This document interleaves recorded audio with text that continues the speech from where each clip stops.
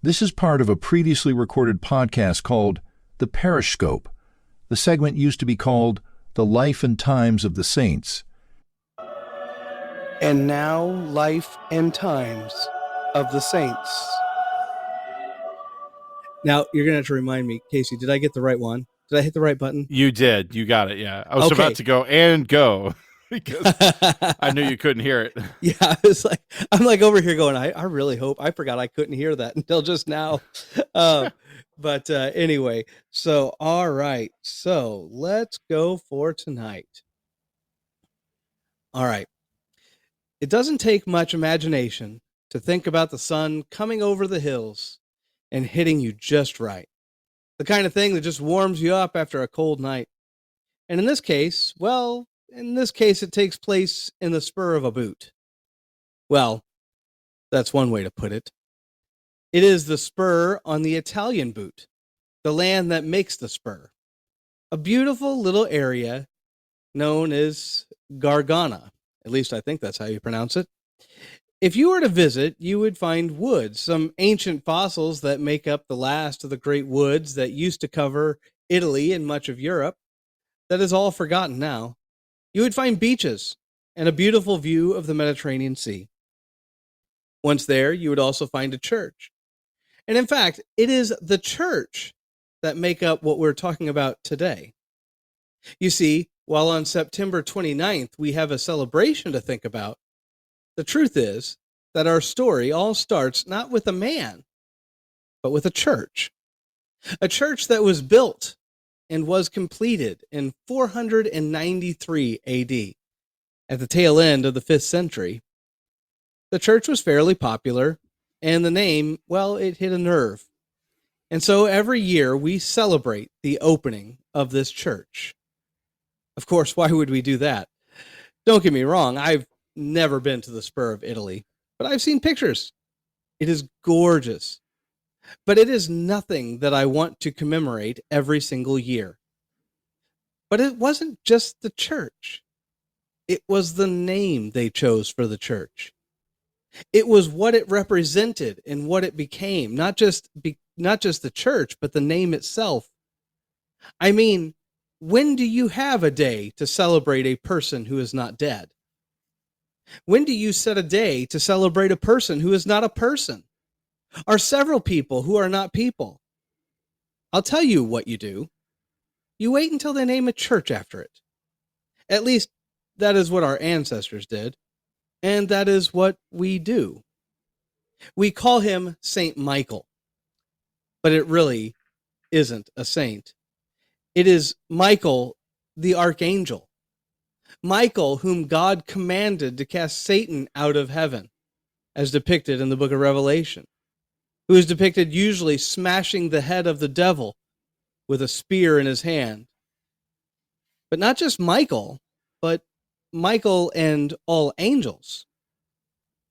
So around this time of year, when the sunlight starts to wane, when darkness creeps ever further into our days, we pray that God would protect us, that he send his angels to guard us.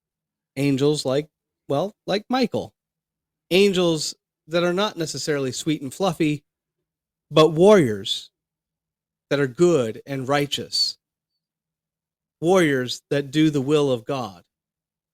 Thus was born something that became known as Michaelmas, or the Mass of Michael, all to commemorate Saint Michael and what's depicted in Revelation, that Michael would cast Satan from heaven, and also, at least for you now, to know that it was also the completion of St. Michael's Church in Gorgana, Italy, right on the spur of the boot. All right, so I thought that was fun, so I'm glad I got to share. September 29th. So the traditional thing for St. Michael's Day, or Michaelmas, as some people call it. By the way, Michaelmas is the Mass or service of Michael. Now, what that means is not a service that worships Michael, but again, a service that is basically in essence, kind of dedicated to that thought, where you read a lot of the scriptures that deal with God himself, commanding the archangels and the angels, and basically God casting Satan from heaven. And so those are a lot of times something that you do. Even the Lutheran traditions seem to accept St. Michael's Day, St. Michael's and all angels, on September 29th. Traditionally, if you were to really celebrate it, you would actually eat a goose.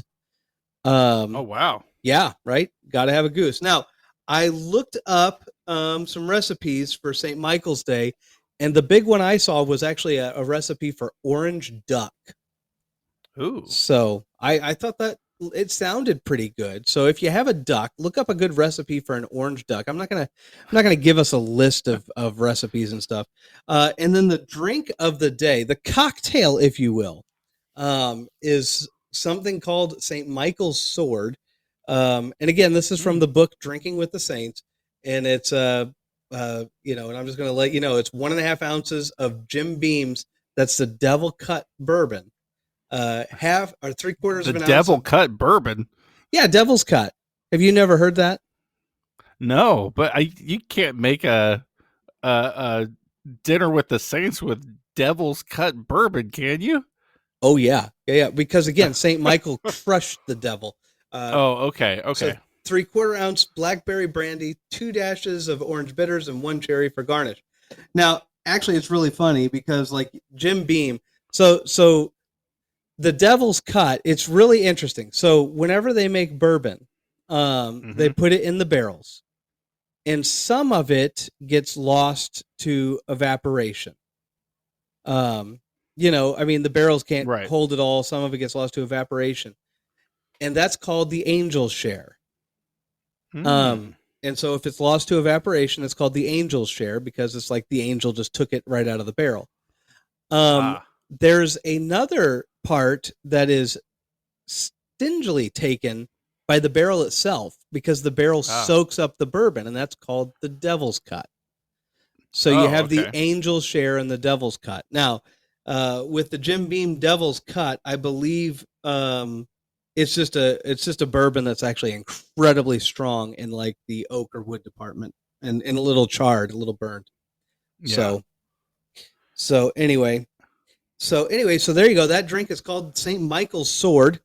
So there you have it. The big celebration of St. Michael and All Angels Day.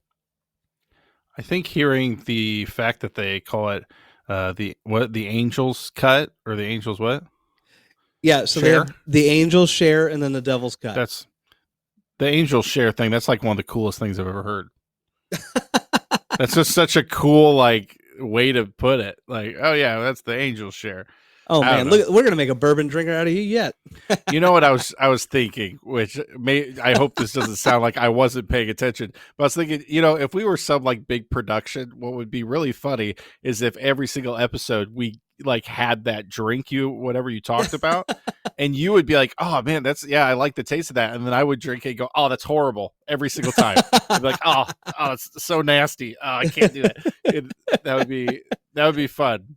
It'd just be a nice little back and forth, Yeah, we do this remotely more or less anymore, but there will come a time where I will be back at your house, and now I know exactly what I'm going to do.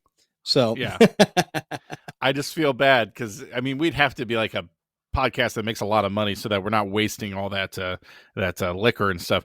Because I've had people try to get me to like a drink, and it never worked. I'm always just like, yeah, okay, and they're like, you don't like it, do you? I'm like, I don't. They have that addictive nature in them, and they can't control themselves. And it's like, so definitely alcohol is definitely not for everybody. If you struggle with alcohol, it's not for you. And if you just don't like the flavor of it, man, don't drink stuff you don't like. That's fine. Yeah. So no, it's I don't typically, Yeah. But I just thought that would be fun every single time. It would be just really like, funny. I can't. Oh, that burns my throat. Yeah. Oh, this is so stuff. Atrocious. Oh man. Yeah. Yeah. So all right. So I think that leaves